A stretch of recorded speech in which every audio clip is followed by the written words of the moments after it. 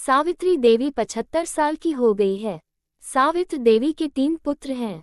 सावित्री जी के पति का देहांत तब हो गया जब वो 55 वर्ष की थी। सावित्री जी एक छोटे से पुराने घर में रहती है, जिसको उनके पति ने ही बनवाया था। तीनों बेटे उनके साथ तो नहीं रहते, लेकिन ऐसा एक भी दिन नहीं रहता जब वो उनसे मिलने या उनकी सेवा करने नहीं आते हो। तीनों की पत्नियां भी दिन में आती है, यानी यूं ही समझ लीजिए कि उनका घर कभी खाली नहीं रहता, कोई ना कोई वहां उनकी सेवा चाकरी में लगा ही रहता है।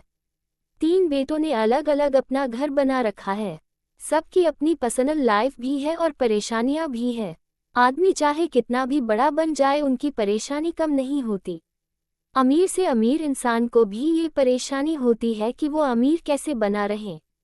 तीनों बेटों ने कई बार जिद भी कि माँ उनके साथ जाकर वहां रहें, लेकिन उन्होंने कहा कि वो यही रहेगी। उसी घर में उन्हें और कहीं चैन नहीं आता है। आप ऐसा बिल्कुल मत सोचिए कि यह तीनों बेटे बड़े सुपुत्र हैं, इसलिए यह अपनी माँ की सेवा में लगे रहते हैं। तीनों बेटों को उनसे ज्यादा प्यार या लगाव की असली वजह कुछ और है। वजह है उनकी माँ का एक बड़ा संदूक, एक बड़ा लड़की का संदूक जिस पर ताला लगा है। ये संदूक इनके जीवन में बहुत अहम भूमिका रखता है। इस संदूक के अंदर क्या है और कितना है, ना तो इन तीनों बेटों को पता है, ना ही इनकी पत्नियों को। बस जब से पिताजी गए हैं, माताजी को इस संदूक की रक्षा करते देखा है, इसलिए इन सभी ने अपने अपने अनुमान लगा रखे हैं। ना ही अनुमान, बल्कि इन्होंने तो एक आस लगा रखी है कि इस संदूक के खुलते ही यह क्या क्या करने वाले हैं। सावित्री जी उस संदूक को छोड़कर कभी नहीं जाती, कभी जाती भी तो अपने कमरे में बड़ा ताला लगाकर ही बाहर निकलती। वो सिर्फ थोड़ी देर में ही वापस आ जाती। 3 बेटों और उनकी पत्नी की उस संदूक पर नजर ना जाने कब से है। सबने अपनी तरफ से अपनी अपनी कोशिश भी करके देख ली माँ को अपने साथ अपने घर ले जाने की, ताकि माँ के साथ उनका संदूक भी वहां से हिल सके। और फिर जाहिर सी बात है, जिसके घर में माँ रहेगी उसका संदूक। लेकिन सभी एक दूसरे की काट करते हैं। इसकी कृपा है कि माँ के आगे पीछे माँ जी करते ना सिर्फ बेटे बल्कि बहुएं भी चक्कर लगाती रहती है। लेकिन सावित्री जी भी भली भांति अपने बेटों को समझती है। वो जानती है कि उनकी इतनी सेवा क्यों हो रही है। उनकी सेवा उनके संदूक के कारण हो रही है। उन्हें पता है जिस दिन ये संदूक इनके हाथ आया, उस दिन उनका मूल्य कुछ भी ना रह जाएगा। तीनों भाइयों और उनकी पत्नियों में यह बातें है कि माँ के पास ना सिर्फ उनका सोना है, बल्कि उनकी सांस का सोना भी इसी संदूक में है।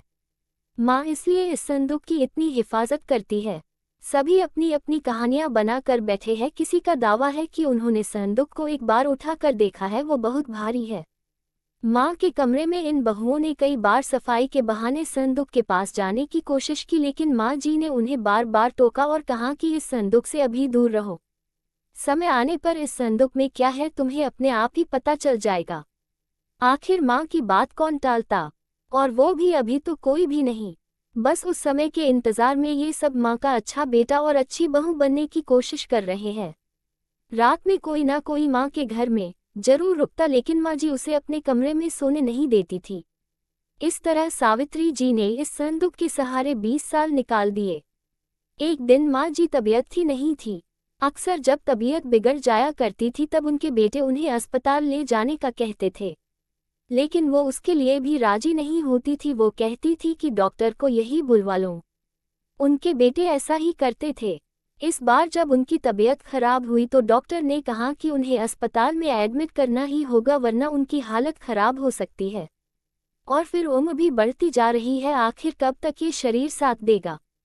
डॉक्टर के यह जवाब देने पर तीनों भाइयों को दुख से ज्यादा उत्साह दिखाई दिया। उनकी पत्नियों की आंखों की चमक साफ दिखाई दे रही थी। सावित्री ने उन्हें कमरे के बाहर खुशफुस करते सुना। तीनों इस बात पर चर्चा कर रहे थे कि माँ के जाने के बाद संदूक में जो भी है वो आपस में बांटा जाएगा, सबको बराबर बराबर मिलेगा।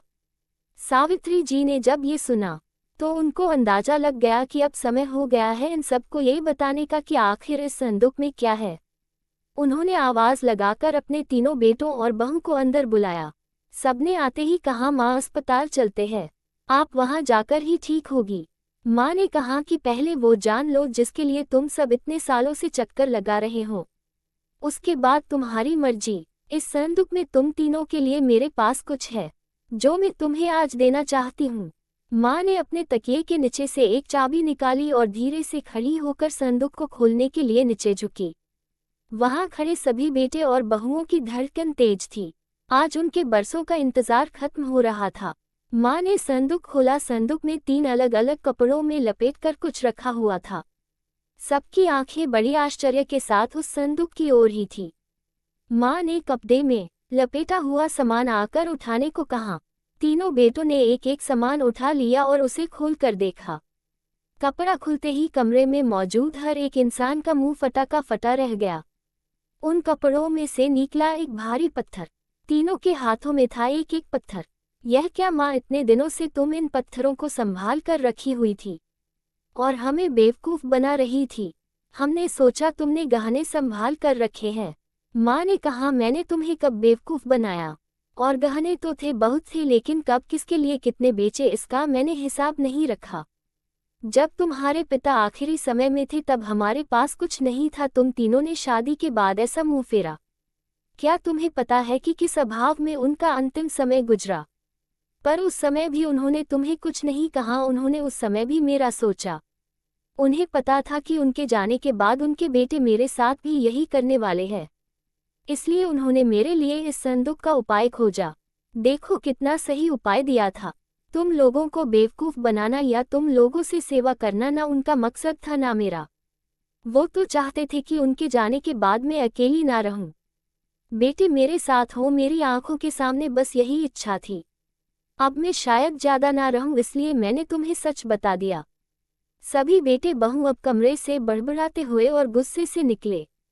करीब 1 घंटे तक माँ के कमरे के बाहर ही सब एक दूसरे पर अपना गुस्सा निकाल रहे थे। बहस हो रही थी कि अब माँ को अस्पताल ले जाना है कि नहीं, और ले जाएगा तो खर्चा कौन उठाएगा। माँ जी अपने बिस्तर पर लेटी हुई सब सुन रही है। आपको ये कहानी कैसी लगी हमें कमेंट कर जरूर बताएं। इसी तरह की अच्छी कहानियाँ आप यहाँ पर पढ़ सकते हैं। यहाँ उपस्थित शिक्षाप्रद कहानियाँ आपका मनोरंजन करने के साथ दिशा भी देंगी। तो बने रहिए हमारे साथ और हमारे प्रयास को सफल बनाएं।